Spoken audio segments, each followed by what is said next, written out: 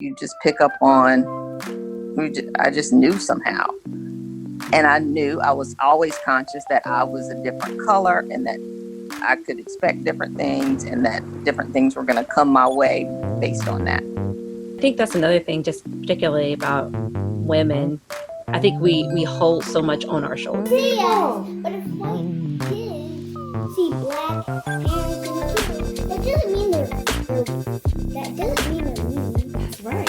My sister was dating an African American, and my dad, having grown up as a white man in Georgia, I know this boy is top notch, but I'm still having trouble with the fact that my daughter is dating him.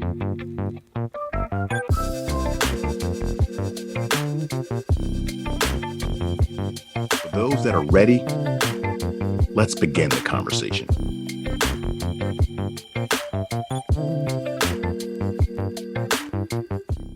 First, I just want to say thank you for joining me and having this conversation this afternoon. I think this is much needed, and this is just something that I've wanted to do with moms, particularly because I know that as does everyone else, have vested interest in make sure that our communities are safe and that our kids are safe, and that as much as we try to make sense of what's going on in the world, that we can do our best to ensure that our kids are aware, for sure, but they're not adversely impacted by it, if that makes sense. So, so I just want to kind of get your, just how are you in this space today? Tired. Mm-hmm. Probably more than anything. I'm just tired. I think it's too much at once. To basically, and I still haven't watched George Floyd's video, but to basically watch someone or know that someone was murdered on the street at the hands of someone who was supposed to be protecting them and all of us, and that there's that sort of outlook in that city and in lots of cities and then with people in that same position all over the world. And to sort of have all of the civil unrest unfold in the midst of a pandemic. Plus, just on personal, trying to work, trying to study, trying to do, live life, have summer. So I think I'm just tired. It's just exhausting. It is exhausting and heavy. I mean, yeah, it is. And like I said, I've had moments, where I'm not someone who I feel like gets anxious like that. Like I've never had issue with anxiety, but I certainly have had more moments lately where I've had to get in a corner and just, decompress. And I try to do it. And I think that's another thing, just particularly about women. I think we hold so much on our shoulders, and that we oftentimes don't feel like it's okay for us to just let it go or to just release. And so I know for me, that's been my thing is, okay, how do I release any of this? To your point, it's like this pandemic pause that we're in where, things that we would have normally done to kind of distract ourselves or distract our kids, like going to the movies or, going to an entertainment thing, we don't have that. And so, apart from me really trying to be conscious to not watch the news every day, turn on Disney Channel when I can, and let her have some kind of sense of normalcy, it's very hard because you want to be kept aware. But I had to think about this myself. Had anybody ever sat down and talked to me about race? And I really don't remember in my lifetime my parents ever really, or nobody sitting down specifically saying, this is, there are issues regarding race in our country. I kind of stuff that I just kind of experienced. And then recently I talked to my mom about it.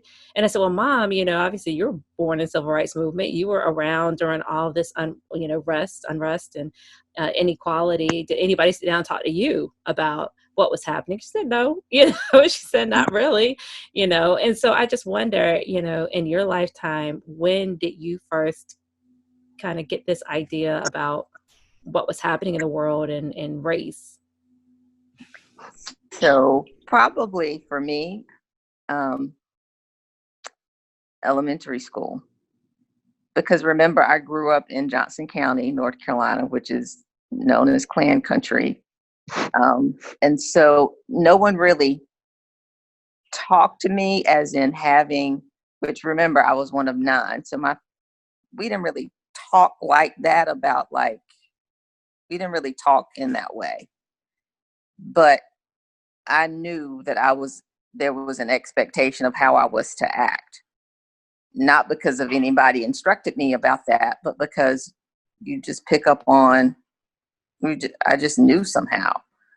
And I knew I was always conscious that I was a different color and that I could expect different things and that different things were going to come my way based on that. Not based on a conversation, but just based on the times. And I struggle now, or with that foundation, just realize with this uprising of how I have given that negativity to Marley in terms of, you can't, if you're with a group of friends and they take off running or play a joke on a policeman, you can't do that. As if, rather than explaining to her, this is what the difference is in perception, you haven't done anything more wrong than anybody else, this is what is going to happen, but making her feel like you're not as good of a position, or you're not gonna, it was already, I'd already given her you're in the wrong, and that's not good. I know, and you have a beautiful, and I say little girl, now young woman, Marley, who, you do sit in this space where, look, I'm just want to get you home alive. I ain't got time to explain to you what's happening. I just need you to understand that you follow the directions I give you. Now, as you get older, there'll be a better understanding of what this is. And I get it because, again, it's like a fine line between, let me give them instruction.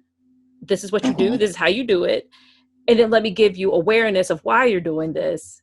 But then let me figure out how not to scare the crap out of you every time you walk in the house. And this is something we struggle with as well, is we get angry, and there are things that we say that may not be earshot appropriate for a little kid to hear. And so, and I actually had to even catch myself because we went to the this was right around the George Floyd time. It just happened. And we went to the park, and we were coming out of the park, and there was a police officer that was just squatting kind of on the side of the road. And we passed a police officer, and Talia says, I hate them. And I'm like, what? And that shook the crap out of me, because first off, I've never said that before. I've never said that I hate police officers. I've never said that. But I think, again, because they're smart, we got some smart creatures, they are absorbing, and they're absorbing everything that they hear and see and feel. They felt a sense of, well, mommy and daddy are not happy right now. And there's all these images of police officers, and I'm trying to understand why, but I do know that they must not be good. Something about this must not be good. And so it was in that moment that I almost doggone had to turn the car, stop it in the middle of the road and say, okay, wait a minute. Understand this, the purpose of the police officer is to protect us. That is their purpose. That is why they became police officers. At least it should be. Okay. And so then we go into, what good police officers, and then there are some that are not good. And just like there's good people and there's some people that are not good. But don't generalize. You can't say all police officers are bad.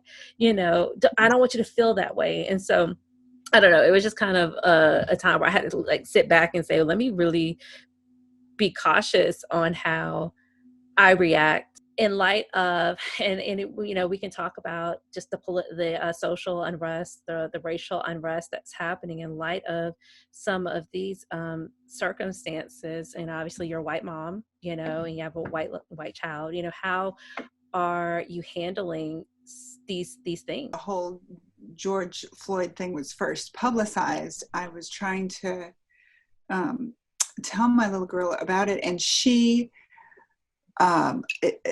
it's fun. She didn't understand. Like, I was trying to explain to her what happened, and she just didn't understand why would there be this kind of violence? Why would so in a way that's encouraging, but it,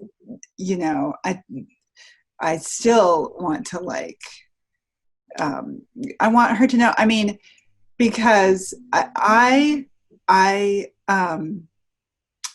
grew up a little bit overseas, and then we moved back to the States when I was 8, and I was really not aware of any like significant equality, even right up until my early working life. And I had like my 2 best friends in high school were Lakeisha and Richard Cho, and Lakeisha was African American and Richard Cho was Korean, and the 3 of us, I mean, we just loved each other. But I really didn't realize that that there's this inequality happening that I only started to learn about, like I said, in my young working life, when my boss started talking about it, because he was learning about. And that was the first time. So it was probably, I was in my 30s the first time I heard the words white privilege. And then he started like teaching us a little bit more. And I, sort of sought that. Was he a black boss, or was he a white boss? No. So this was working at the church that I work at, and we were working with ministry partners, so community, ministries, not necessarily ministries, community organizations that were doing different things around the city, and he was the one who was trying to give money from our church, give volunteers from our church, and things like that, and he was just working with them and learning himself more about people with different experience. So, and he was, to his credit, he was teaching us about it, and it's so humbling, because I was ignorant. Mm-hmm. Totally, and I'm like, what are you talking about? And so, even though my daughter is like, why would this happen? This, this man is no different from me. We still need to teach and say, look, you're right. This shouldn't happen. But it's happening, and we have to fight against it. Do you recall at any point in your upbringing, like really sitting down with your parents or with your loved ones and having a conversation about race and what it means to you? Not specific to race. The first time I remember it being something that was brought up as my sister was dating an African American, and she and they were, I mean, it was a sweet relationship, but it's in high school, mm-hmm. And I found out from my stepmom. She did not project this, and my dad did not project this, but I found out that my dad, having grown up as a white man in Georgia, right, was like, okay, I know this boy is top notch, but I'm still having trouble with the fact that my daughter is dating him. And like I said, that didn't come through to us. It was later my stepmom was like, look, I want you to just sort of be aware of how your dad is trying to, not pass this on to you. But that was the first thing. And that was I didn't realize that there would be that level of struggle from him, my dad, who I think is, has a heart of gold and is great to everybody. I didn't realize that when it came down to who his daughter dated, he would be like, wow, I'm struggling with it, Yeah. I grew up in a very multicultural, I won't even say that. I grew up in a white environment. It wasn't even multicultural. It was like, I had I lived in a white neighborhood. I went to a high school that had 35 Black people total, like when I went to high school. And so the issues surrounding kind of, who I was or my identity really didn't come into play until I got older, probably into high school. And to be quite honest with you, it never really came from white people, because I always realized that, to your point, kind of in the example you gave with your father, there may be conversations that I'll never be privy to. Like, your father would never come out and tell me that, there would never be conversations that I could actually go into and feel like, well, you could be honest in terms of how you really feel about race and relations in that regard. So I said the only kind of acknowledgement I ever had was from Black people, to be honest with you. And that came from, me teetering these two worlds between, what I might have enjoyed with my white friends in the neighborhood, and then what, I was now it even was identifying a little bit more closely with in terms of culture and music and dance and dress and all that with the Black community. But them saying, well, you talk white, you look like a white, that kind of thing. And, you can't really, assimilate and then come over here and act like you're, this down Black person. So I think to me, that was that balance and that struggle that kind of made me start to think through who I was and what my identity was. Now,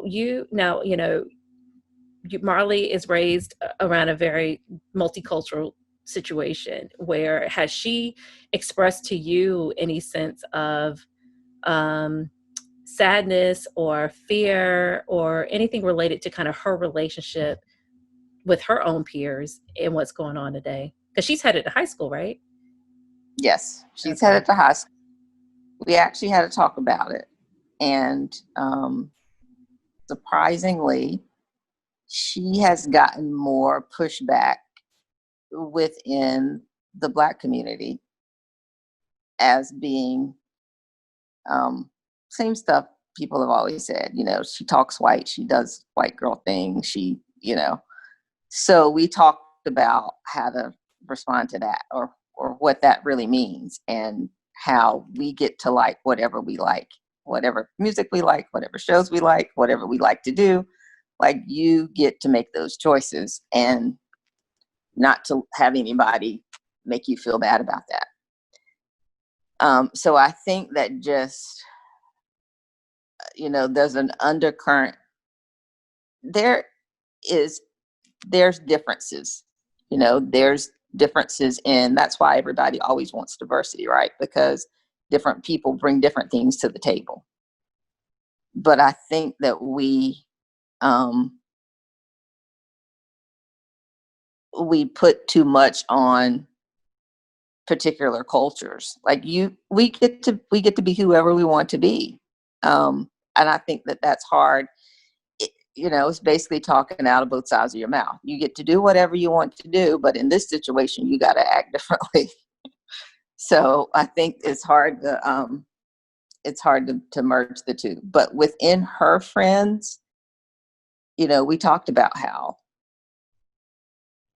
people like to say, I teach my child not to see race. Well, maybe when they were smaller, that was true, but you know that there's differences now. We know that there's a difference with your hair. There's a difference with your body shape. I mean, there's a difference. But I think going to high school, those differences have not caused any rifts within their friendship, because they're all, they all have the same sort of habits. But people within our own culture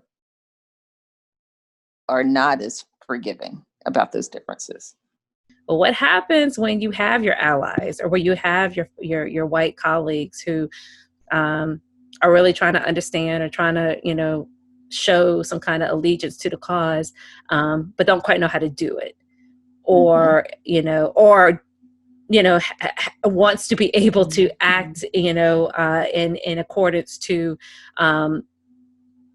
what they're supposed to do, but then get, ostracized for that. So I guess my question is, how do we address people who are now kind of weaponizing this thing? So to me, and this is what is the exhausting part, because I think Marley's generation, and probably certainly by Talia's generation, or by the time Talia gets to the voting level, I think they are going to be so much closer to getting it right than we are, because Marley's group, to me, they're very forgiving. They really did work I think they've been around enough people that have tried not to, it's not that they don't see color, but they don't make decisions based on that. They literally look for what's right and what's fair. I really think that I've been so proud of her answers and some of our discussions about how they make decisions and how they make choices. I think that they have a better foundation to be able to do that. I think my generation, we really, and our counterparts, are fighting a lot of things, like the way we grew up and the differences that are really ingrained in us. And so people that I think are conscious, that have literally reached out to me, in my opinion, for me to say, I know you're okay. I know you're not a racist. They want that reassurance, but they have done some questionable things, or they're thinking about particular times where they maybe should have made a different decision. I think we got to cut them a little bit of slack based on the times and based on sort of how they were raised and what's ingrained in them, and also try to educate them. And to me, that is exhausting. It's exhausting for me to have to try and critique your outlook and your activities based on historical teaching. That's tiresome. And I have said to everyone, it's going to take tough conversations. It's going to take a change of heart. It's going to take, I can't unload my perspective onto someone. And there's been several instances where I've been with people who I know they thought they were doing the right thing, the honorable thing by me. And it was not the honorable thing. And there's no way that I can help them to see that. So we just have to say, for the most part, and I really do believe for the most part, people are doing the best they can based on what they know. And until they know better, we're just going to have to go with it. How we are learned history, and the plight of the K-12 conundrum that exists, that we've really kind of whitewashed American history to make it as pleasant and as palatable primarily to white people as possible, and kind of just overlooking some of those atrocities that really are the foundation from which many of our issues reside. I tried to call myself giving Talia like this history lesson. And what is your name? My name is Talia. And how old are you? 6. 6 years old. Yes. What is Rosa Parks? Who is she? She is Rosa Parks. Mm-hmm. I think she's a person who lives in Africa. No. So Rosa Parks came and she said, you know what? That's not fair. I don't want to sit in the back of the bus anymore, because we were made to sit in the back of the bus. And she said, I'm going to sit in the front of the bus. And when she did that... But if someone's sitting in the front of the bus, then you can't sit in the front of the bus. Well, no. But the problem was all Black people, meaning people that like you and me, couldn't sit in the front of the bus. It was against the law. And so she said, but that's not fair. That's not right. Wait, that doesn't make sense, because remember, we're all the same people, right? like, and back in the days when there were school buses and stuff, I was wondering if there was supposed to be white people and black people who were not supposed to go to school together. That is a great point, because actually there was a time where black people and white people didn't go to school together. They call that segregation. Back when Grammy was a little girl. Julia and me could go together. Right, but you might not be able to go with any of your white friends, right? Yeah, because, I might even not be able to go with Emma. Right, exactly. So it was a segregated space. And when Grammy was a little girl, she was in segregated schools too. And then guess what happened? People like Martin Luther King and other legislators came in and said, that's not right. You know, you should be able to go to any school you want to. Sometimes they look at people that look like you and me and they think we're bad. And that's not right, because we're not. But if we're good people. But if white kids see black parents and a kid, that doesn't mean they're mean. That's right. And if you see white kids with their white parents, that doesn't mean they're mean, right? Doesn't mean any of that. It means depends if you see someone bullying someone, right. That's where they're bad. Exactly. We have to always make sure that we're speaking up for people who treat other people wrong, right? So if you were at school and you saw that somebody wasn't being treated fairly, what are you going to do? Tell the teacher, and they're going to send them home, and they're going to stay home until they figure out they're going to be nice. That's right. So you want to make sure that they know that it is not okay. Can you say that? It is not okay to be mean. It's not okay. Hey, to be mean, to be nice. That's right. I don't know how successful I was, but it was this, where do we come from? This is a beautiful continent of Africa, where many of our ancestors, originated. We were then taken from that continent and put onto a land that we didn't know, away from our family, away from our friends, again, because I feel like I couldn't just start with 1964 civil rights movement and be able to make it make sense. It's like, I got to start from the beginning, understand how all of this unfolded to get to where we are today. Because fundamentally, the problem is we haven't wanted to do that. And so we've just wanted to say, okay, start from here and now go. We're going to start from today, 2020, and all this social and political unrest. And we're just going to go from here. And how do we fix it? And I'm like, well, we can't, because we're not having the conversations we need to have.